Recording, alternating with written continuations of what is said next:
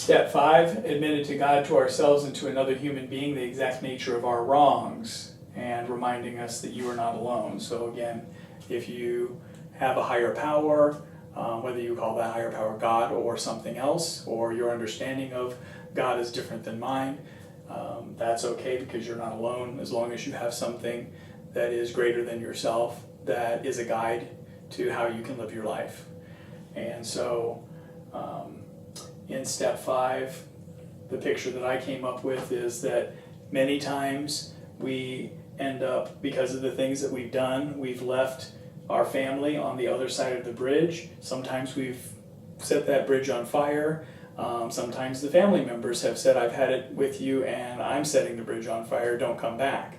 But when you're on that other side, there will be somebody who has gone through the steps, who has worked themselves through the program, who is a part of the fellowship of AA or Narcotics Anonymous or Cocaine Anonymous or whatever one of those programs that you're in. If you do a 12-step program, that will be there for you with an extended hand to let you know that I am here to support you through this, and you can always rebuild the bridges, and it may be a lot of work and a lot of amends for you to make depending upon what all has happened. But I have certainly heard many, many stories over my time in recovery of people who said there was a point in time in which I was told, don't come for Christmas or Thanksgiving, nobody in the family is interested in seeing you ever again. And a person, a couple of years into recovery is standing in front of us telling their story and saying, yeah, now I have keys to everybody's house, and when they go on vacation, they ask me to come and water the plants and feed the dog and mow the grass and help out, because they know I'm a respectful and responsible person and that I'm willing to contribute and give to the family, as opposed to the person I was when I was a using addict. I only was trying to manipulate people and take whatever I wanted from the family, and they had it with me that I was basically disowned at that point.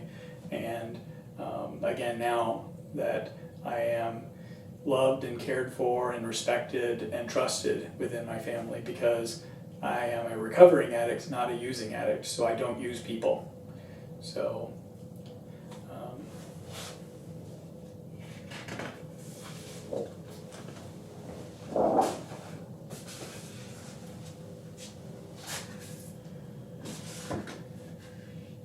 So through our addiction, or maybe even before our addictions, many of us found that we were digging a hole, and we just kept getting deeper and deeper into it.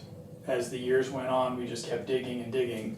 And at any point in time, you have the choice to keep doing the things that you've been doing, which are getting you deeper, deeper in the hole as you continue to dig, to stop and settle for where you're at right there for a bit, or to start working your way out of the hole and trying to climb back out. That when I was 23 years old, I got into the 12-step program, got into recovery. When I first came in, I heard all the things of that, well, I spilt more than you drank, and you're too young, you need to go back out and have a good time with your drinking. You've got years and years of fun use ahead of you before you're needing to worry about recovering from it. But I was ready to stop, that I had enough problems in my life. My life had become unmanageable enough, and I was powerless enough over trying to fix my life, that I decided to get into the program at 23, which back then was considered very, very young. Today, I work with lots and lots of teenagers who are in the programs and looking for recovery. They're looking to get back or recover what it is that they've lost in life.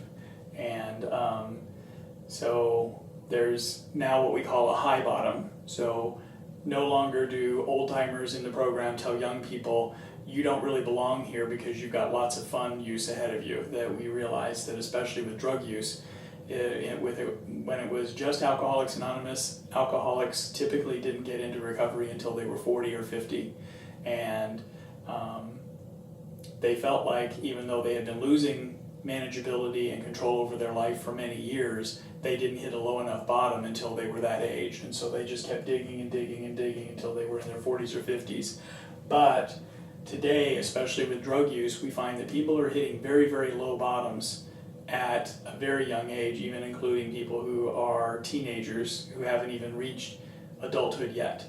And they are ready to stop. So we call that hitting a high bottom. that, so sometimes people go, how do I know if I've hit a low enough bottom that I'm ready for recovery? Well, bottom is wherever you stop digging. And the 12 steps, each one has a principle that is a value. In the program we call it a spiritual principle, in counseling we call it values clarification. But in the first step you learn honesty, then hope, then faith, then courage, then integrity, willingness, humility, brotherly love, discipline, perseverance, awareness of God, and service to others. And so each step that you do, you're working yourself out of that hole so that you don't have to stay in the hole. That creates resiliency. Resiliency is the strength to adapt and improve through adversity. So you don't allow your adversity to say, well, I'm stuck. I've dug myself into this hole, or traumatic things happened in my life beyond my control, but I'm now in a hole and there's nothing I can do but stay here or dig it deeper. And it's like, no, that's not true. You have the option of recovery, of getting back those things that you don't have in your life that would give you a better quality of life.